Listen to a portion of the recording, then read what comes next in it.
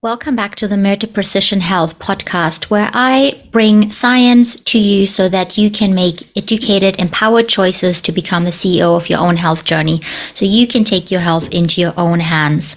Now, today's episode is about how stress affects hormones. I often see in my patients that they do everything quote unquote right and they still have hormone issues. They are eating clean, they're trying to take certain supplements, but their hormones are just still a mess. Now, often what I see is that one of the missing links might be stress. Now, they might be eating right, but they're constantly running away from an imaginary tiger, constantly in that stress, fight or flight mode. And that can mess with our hormones. I often see it that patients, friends, that they say, well, I get up super early to be able to squeeze in another workout, and then all day I'm so busy, and then, I don't have time to sleep, and they're just rushing around all day long. So there's something called the rushing woman syndrome, where rushing around, being in constant fight or flight, is actually being a chronic stressor on your body and leading to issues. Now, some of the most common symptoms or the most common effects on hormones can be that, that we have this during the monthly cycle, when we still have the period, during the reproductive years, we normally have a very kind of a set level of hormone at different times of the cycle. In the first part of the cycle, that first half, it's called follicular phase. And the second part is called luteal phase. In the middle is ovulation. Now, in that first part of the cycle, we have our period, and then we're generally fairly low on hormones. And then all of a sudden, our estrogen starts to rise.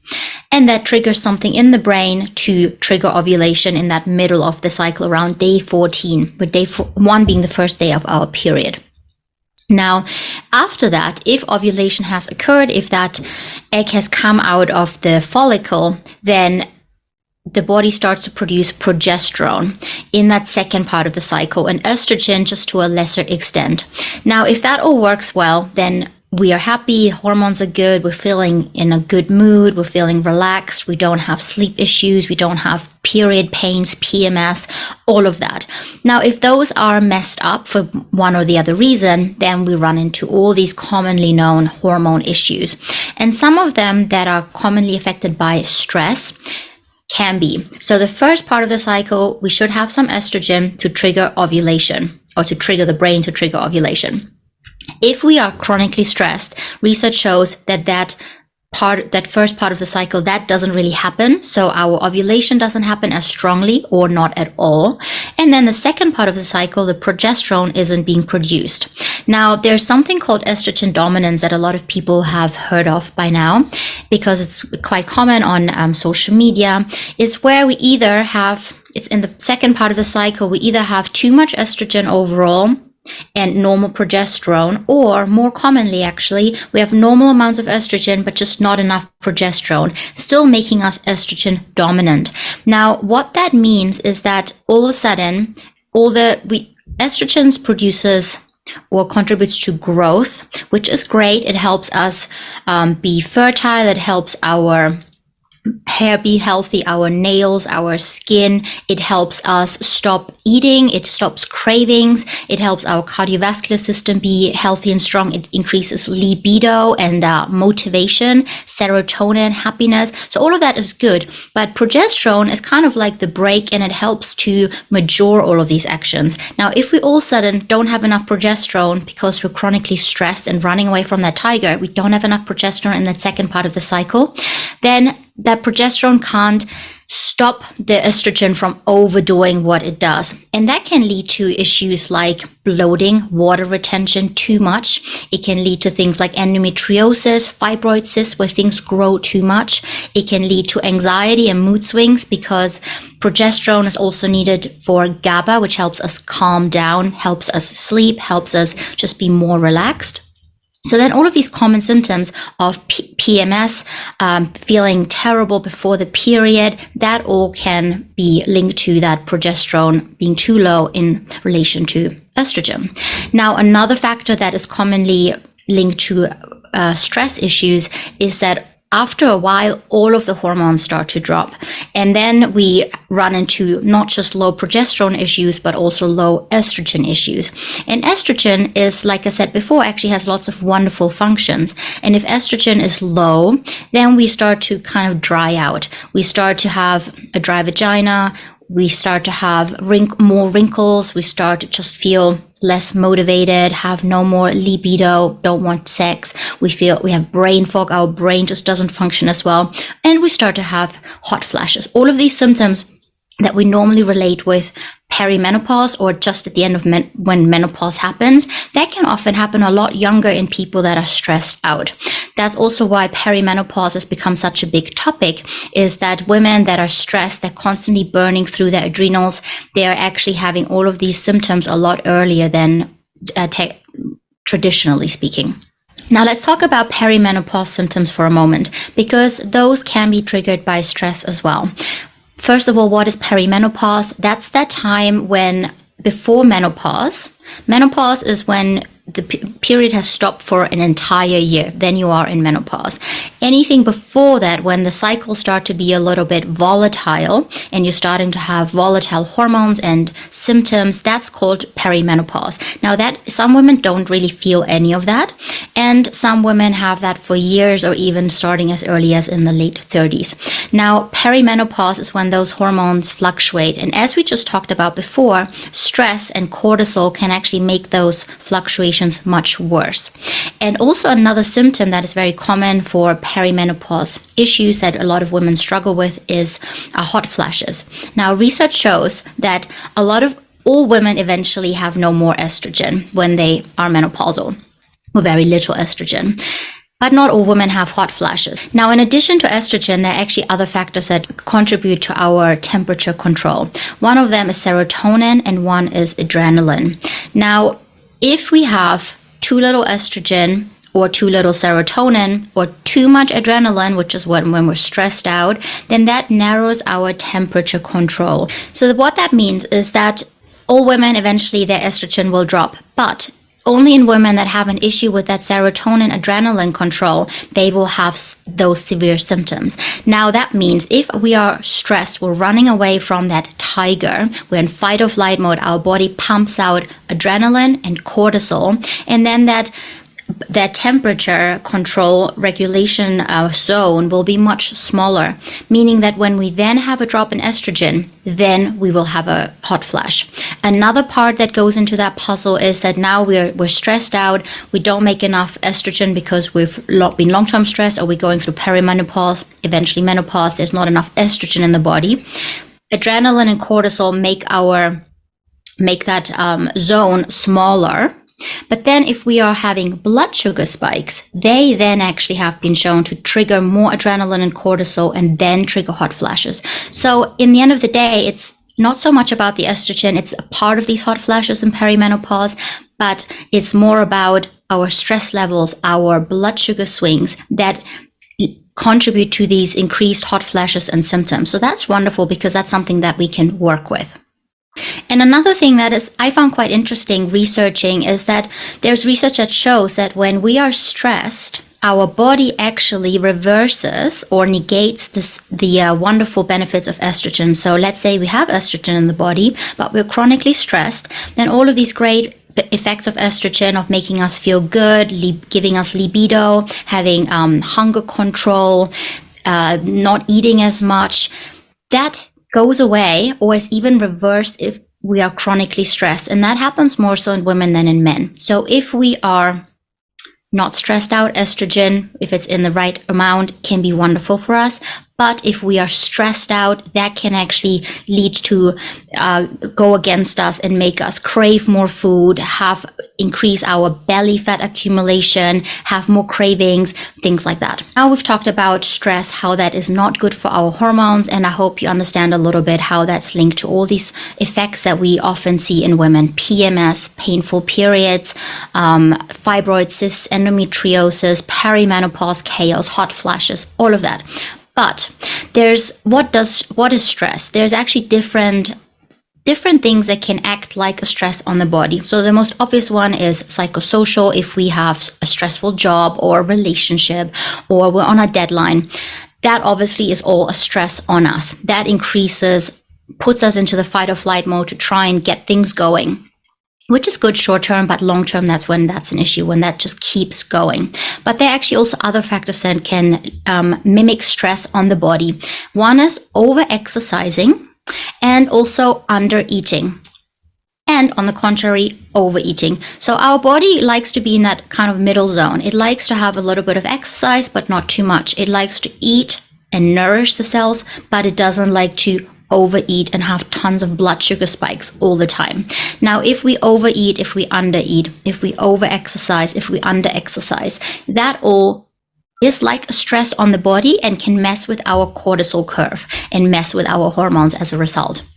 I see that quite often, obviously, in my kind of patients. Often I have a lot of them that are that A-type personality, that go, good in their career, super mom, whatever it is they're putting their focus on. They're also, like I said in the beginning of this podcast, they will get up first thing in the morning to ram in another high intensity workout because they read how good it is for them. And high intensity workouts are good, but if they are too often and too long, they can actually mess with they can increase stress hormones. Anything more than 45 minutes of a high intensity workout increases and messes with our stress hormones. And if we don't have rest days, same thing. So what research also shows is that if we don't get enough sleep and we get up in the morning to get that workout in, but we skimp on sleep to get to do that workout, it actually, the health benefits that we would normally get from that workout are negated. We don't have them. So I'd rather urge you to try and get your sleep in. Calculate back. Let's say you need to get up at 6 a.m. Calculate back 9 hours, and then make sure that that's when you go to bed and wind down. So you get 8.5 hours of good quality sleep. Sleep also has been shown, if there's not enough sleep, that has been shown to act like a stressor on our body and mess with our hormones, same as the other things that I talked about before. There's something called the circadian rhythm, where our body is in alignment with the sunlight, with light around us, and it responds to certain cues. Sleep is one of it, daylight is one of it, eating is one of it. So if we excessively fast, if we don't sleep, if we eat at night, if we sleep during the day. So if this is all messed up and not in the natural alignment of how we naturally evolved, then that can be a stressor and actually mess with our hormones. It can stop ovulation, which then messes with our progesterone in that second part of the cycle and contribute to all of these symptoms as well. There are also other things that act like stressors on the body from a more functional medicine perspective. So some people come to me and say, I don't feel really that stressed. And then we look at their hormones panels in saliva, and then we can see that the hormones are their stress hormones are either really high or they're already burned out and there are not that many left.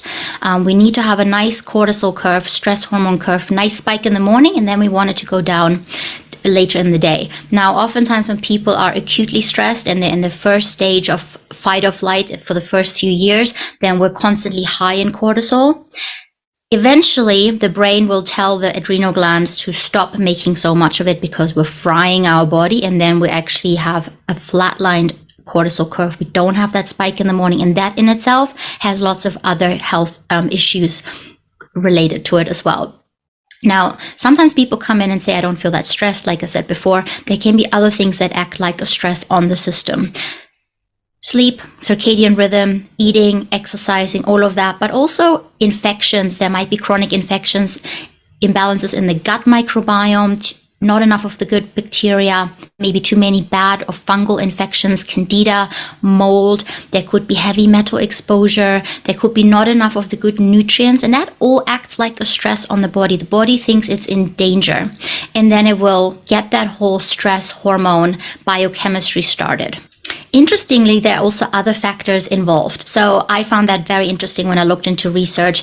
And what research shows is that the way we feel about life and where we are has an impact on how our body and our hormones respond to stressors.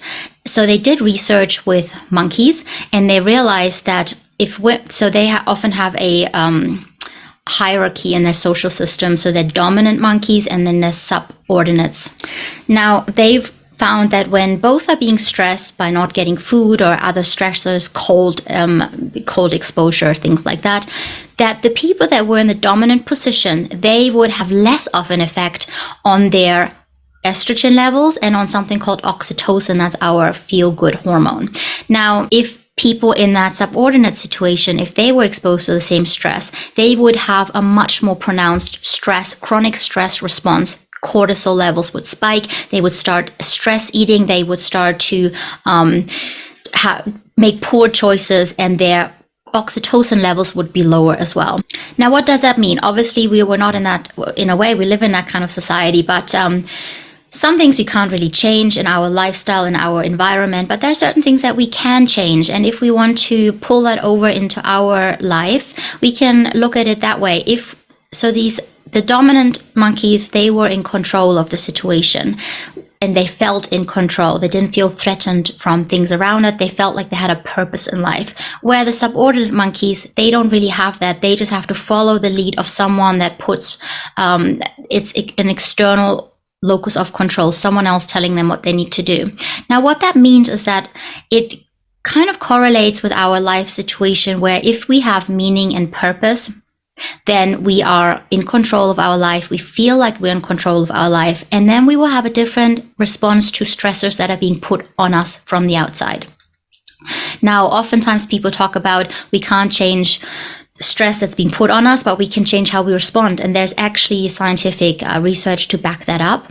And if we have meaning and purpose and we're striving towards goals, then we act differently, we respond differently. If we feel like we are in control of our life, then we have a different response. So maybe for the next year, 2024, that might be a thing to sit down, write down some things where you feel out of control of your life, where you feel in control, and where you can make changes. There can be small changes in your day-to-day, that can be bigger changes with your career or job or what you're doing in life.